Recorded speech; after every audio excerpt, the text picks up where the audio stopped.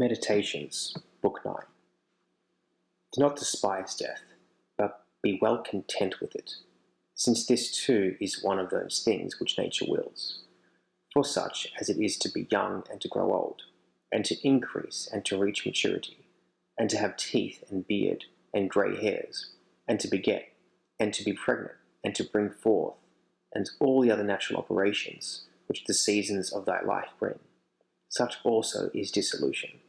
This, then, is consistent with the character of a reflecting man, to be neither careless nor impatient nor contemptuous with respect to death, but to wait for it as one of the operations of nature.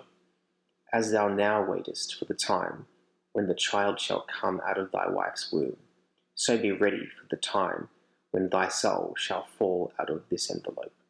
But if thou requirest also a vulgar kind of comfort, which shall reach thy heart, thou wilt be made best reconciled to death by observing the objects from which thou art going to be removed, and the morals of those with whom thy soul will no longer be mingled.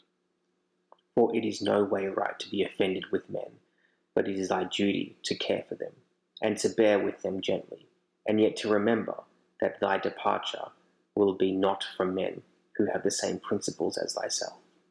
For this is the only thing, if there may be any, which could draw us the contrary way and attach us to life, to be permitted to live with those who have the same principles as ourselves.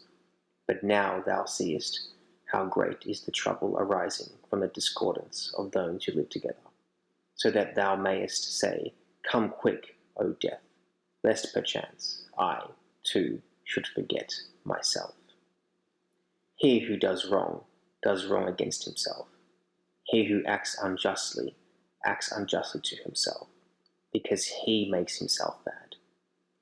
He often acts unjustly who does not do a certain thing, not only he who does a certain thing. Thy present opinion founded on understanding, and thy present conduct directed to social good, and thy present disposition of contentment with everything which happens, that is enough.